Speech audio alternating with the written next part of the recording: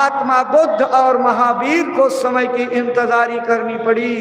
कबीर, गोस्वामी, मीरा, नानक, चरणदास, सुखदेव, दादू, जगजीवन, तूलन दास, भीखा गोविंद साहब, एक से एक महात्मा आए, सबने समय की प्रतीक्षा की। मैं भी समय की इंतजारी कर रहा हूं।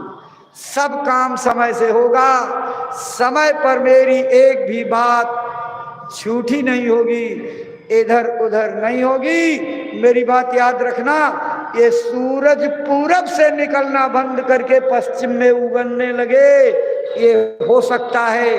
आसमान के नक्षत्र और तारे ये टूट करके धरती पर आ जाएं, धरती उछल करके आसमान पर चली जाए।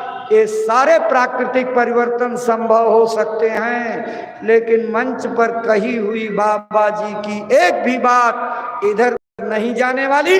तुम्हारी समझ में ना आवे ये बात अलग है। इसलिए भाई बहनों, अविश्वास मत करना, समय की इंतजारी करो और समय की इंतजारी करते करते समय के आदेश का पालन करो। समय आ जाएगा, चुटकी बजाते परिवर्तन होगा। लेकिन आपको बचाने की जो मुहिम चल रही है, आपको बर्बादी में जाने से बचाने के लिए जो अभियान चल रहा है, इसमें अगर सेवा पानी नहीं किए, इसमें अपने तन मन धन को नहीं लगाया, तो बचाने वाला फार्मूला फेल हो जाएगा और आप अपनी मर्जी से जबरदस्ती काल के दायरे में चले जाओगे। बचाने वाले का जाल काम नहीं करेगा। बचाने वाले का जाल तभी काम करेगा जब बताई हुई बात के अनुसार चलोगे।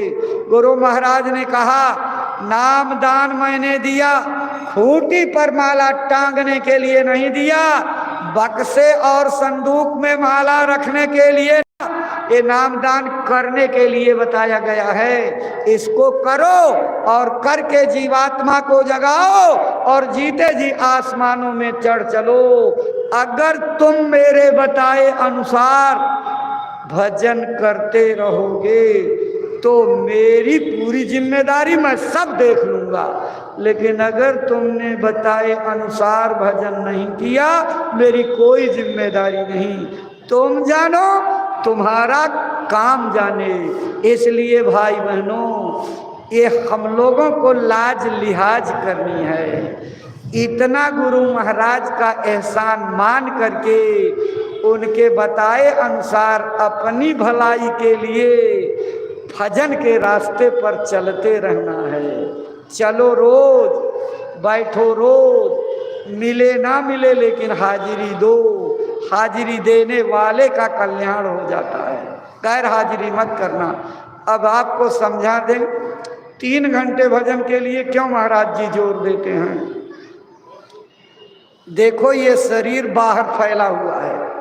जब आप भजन पर बैठोगे तो आपका शरीर आलस करेगा, एक आसन पर बैठने से घबराएगा, थोड़ी देर पर बैठने पर ऐसे पांव हिलाएगा, डुलाएगा, सीधा करेगा, नसों की अकड़ को ठीक करेगा।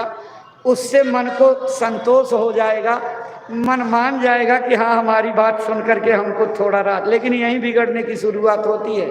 अगर मन के कहने के अनुसार आपने उसकी कही की तो वो आदत बन जाएगी और फिर आपको मन का कहा करना पड़ेगा। मन कहे कि पैर फैला लो तो आप जबरदस्ती हावी हो नहीं फैलाएंगे। टूट जाए टूट जाने दो, खंड हो जाए गिर जाने दो। लेकिन हम एक ही आसन पर बैठेंगे। थोड़ा जिद करो, अपने मन पर लगाम कसो कि हम इसी आसन पर बैठेंगे और आसन मारी अडिग होई बैठे, यही भजन की रीत। जब आप आसन बदलोगे तो ध्यान भंग हो जाएगा, भजन खत्म। आप अगर कहीं मच्छर काटा, यहाँ खुजनाले लगे, ध्यान भंग, तो सुमिरन ध्यान भजन भंग, खंडित हो जाएगा।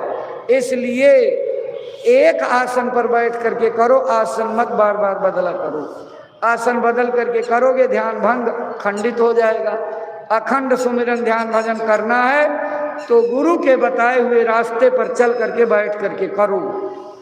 भाई बहनों, ये रास्ता अंदर की धुनी को अपने अंदर उतार करके उस धुनी में मस्त होने का रास्ता है।